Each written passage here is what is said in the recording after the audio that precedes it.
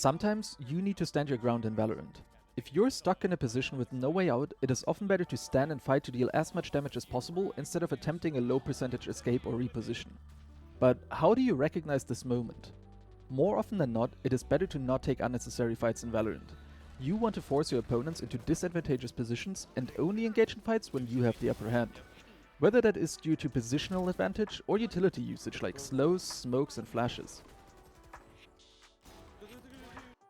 You don't want to take risks such as dry peeking opponents, or playing aggressive in a post-plant scenario for example. Instead, you would rather play for time, in a crossfire with a teammate, optimally even offside with post-plant utility like mollies or nanos. But let's be honest here, things rarely go as planned in Valorant. Whether that is due to a great play by your opponents, or the teammate that you wanted to play in a crossfire with over-aggressing and dying, leaving you alone in a one and done spot. Maybe you've simply f***ed up and found yourself in a bad position. Whatever the reason may be, sometimes you'll just find yourself in a bad spot with enemies closing in, and when you do, it is important to recognize the situation.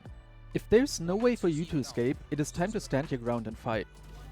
You will recognize the situation when it occurs. For example, when you're playing in a one and done spot with opponents closing in, and your position gets revealed. In this situation, accept that you will probably die this round, and try to take as many opponents with you as you can. Your job now is to buy as much time for your team as possible. Stay calm, hold for the swing, hold for the re-swing, make it as difficult as possible to kill you. You would be surprised how many people you can take with you by confidently holding an angle with proper crosshair placement, as they'll expect you to try and run after getting the first kill and push after you for the trade. This often allows you to get 1 versus 1s against them, where you might even have the upper hand, because they won't expect you to just hold the position like that. Now, before we continue with the video, I want to quickly announce that we've just started a Discord server for the Guide Valorant, so feel free to join us if you enjoy our content and want to be a part of our community. It is linked right here and in the video description. We are planning to provide free resources such as utility lineups on there, and also offer free gameplay reviews if you send us your VODs. So if you're interested in that, or just want to stay up to date with all the announcements regarding our channel, make sure to join. Alright, back to the video. The biggest problem in situations where you're playing from a lost position is staying calm. When we are in a bad situation, our temptation is to panic, and when we panic, we make bad plays in an effort to try and stay alive.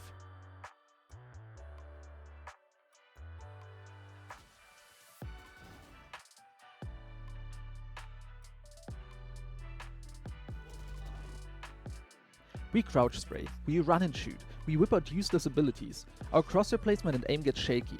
We've all been there. In a situation like this, accepting that you'll die is a huge factor that can help you to stay calm. You don't want to desperately try and stay alive, you just want to stay calm and make the best out of your situation.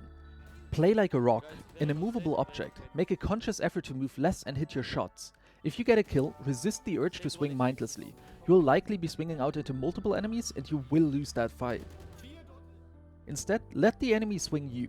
Unless they're Radiant, the odds are that their spacing is terrible, and you'll essentially get sequential 1 versus 1s because they'll be rushing you in an effort to trade their teammates. Be calm and only react to what's on your screen, not your imagination. You will be surprised how many kills you can get when you play like this from a technically lost position. And as you can see, it even works against pros sometimes, so don't be afraid to take that chance in your ranked games.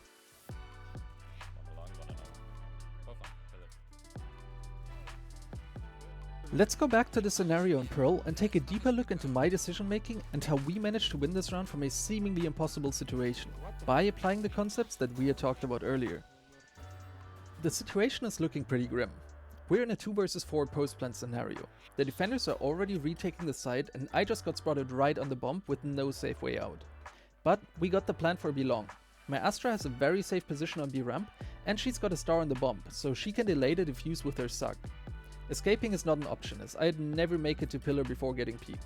So my job here is to stand my ground, deal damage and buy as much time as possible to give my Astra the best chance at still winning this round. I jiggle the angle, trying to be ready for the peek from both backside and close. After getting the kill on KO, instead of opening up the angle more and potentially facing multiple opponents at the same time, I close the angle a bit and hold for the reswing, because they'll be swinging onto me, trying to trade their teammate.